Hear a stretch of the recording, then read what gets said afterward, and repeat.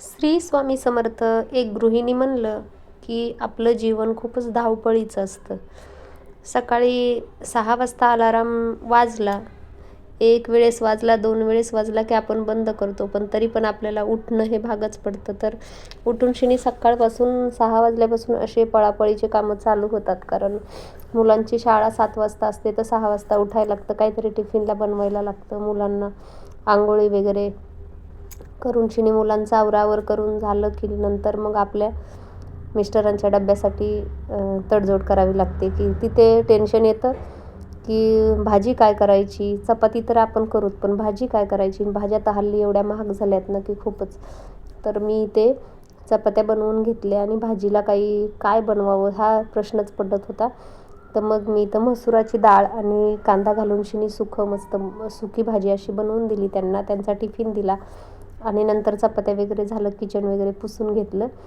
तर खरंच आपल्या गृहिणीला सकाळी उठल्यापासून संध्याकाळपर्यंत नुसतं पळ पळ पळ पळ सतत कामच असतात. तर बघा, चपात्या झाल्याच्यानंतर मी तवा कधीच गॅसवर ठेवत नाही, कारण ते चांगला नसतो असं म्हणतात. म्हणजे कर्जबाजारी होते असं म्हणतात. तर आम्ही ते ठेवत नाही कधी. मी नंतर म्हणलं आता सगळं काम थोडं आवरलं आहे, तर थंडीचे दिवस आहेत आणि कॉफी प्यायची इच्छा झाली, तर मग म्हणलं कॉफी थोडीशी आपण बनवून प्यावी, एनर्जी येईन सगळं काम वगैरे करण्यासाठी. तर मग मी ते थोडीशी कॉफी करून घेत आहे. कॉफी झाल्याच्या नंतर म्हणलं आता सर्व बाहेरचा पसारा सर्व आवरावं, कारण शाळेत जायच्या वेळेस मुलं खूपच सर्व पांगवापांगवे करून ठेवतात. पुस्तकं, वही पुस्तक अख्ख्या घरामध्ये पसरलेले असतात दिवसभर. मी फक्त उचलून एका ठिकाणी ठेवायचं, परत थोड्या वेळानं बघायला गेलं की पुस्तक त्यांच्याच जागेवर आलेले असतात. सगळे पेरून ठेवतात.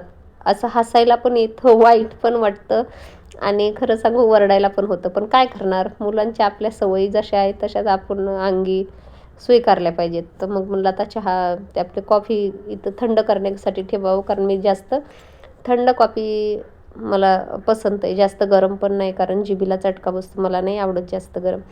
तर मग म्हणलं इथंही जे शोपीस ठेवलेले आहेत थोडी धूळ बसलेले आहे, याला थोडंसं साफसफाई करून घ्यावी.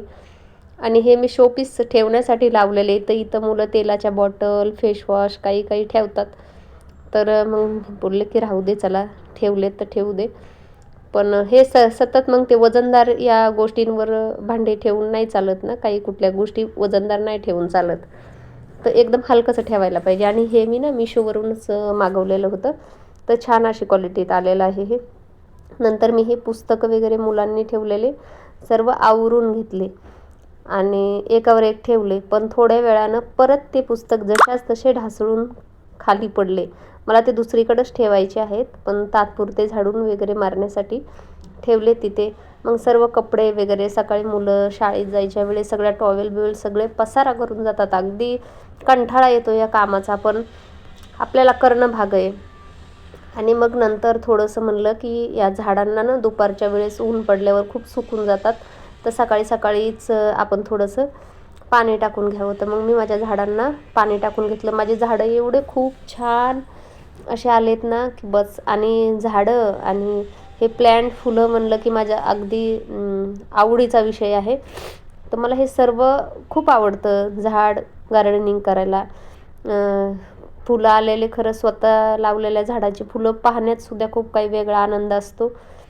तर मला खूप आवडतं झाडं लावायला. आणि माझे झाडं खरं सांगू खूप छान येतात, एकही झाड सुकत नाही, काही होत नाही. आणि तुळस तर मी आत्ता छोटीशी बिल्डिंग खाली मिळालेली होती तेच आणून लावली, तर इतकी सुंदर तुळस आली आहे की खरेदी करून पण अशी कोणाची तुळस येणार नाही. खूप छान आली आहे, मला खरंच खूप असं आनंद वाटतो ती छान बघून शिनी. नंतर झाडाला पाणी बिणी घातल्याच्या नंतर म्हणलं आता थोडंसं देवाला दिवा लावावा आणि सुकलेले फुलं सर्व काढून घ्यावेत, दुसरे फुलं ठेवावेत देवाला. तर मग मी ते फुलं वगैरे ठेवले, दिवा वगैरे लावला. आणि बऱ्याचशा गोष्टी नक्कलबाज असतात ना, तर मी ती हातानं सुद्धा बनवते. हा इथे जे छोटा हा होम ठेवलेला दिसतो देवाच्या समोर, तर हा होम मी आपलं व्हाईट सिमेंट जी भेटतं ना घरामध्ये स्टाईलमध्ये लावण्यासाठी, मी त्या व्हाईट सिमेंटपासून हा होम असा बनवलेला आहे. तर याच्यामध्ये अग्नी लावल्यानंतर असं वाटतं की ते जणू खरोखरचाच आपण होम म्हणजे असा हे करतो. तर खूप छान वाटतं ती होम पण. तुम्हालासुद्धा करायला हरकत नाही. खूप छान छान अशा गोष्टी. तर मी हे सगळं यूट्यूबवर बघूनच शिकते बरं का. मी जरी व्हिडिओ बनवत असले तरी मी बाकी हजारो जणांची व्हिडिओ बघते, हजारो जणांना लाईक करते, कमेंट करते. तर तुम्हालासुद्धा व्हिडिओ आवडत असतील माझे तर लाईक करा, कमेंट करा. कारण आपल्या लाईक करण्यामुळंच एकमेकाच्या चॅनलखाली आपलं चॅनल चालत असतं. आणि आपण जर कोणाला लाईक केलं तरच लोक आपल्याला करतील. आपण कमेंट केली तरच आपल्याला लोक कमेंट करतील.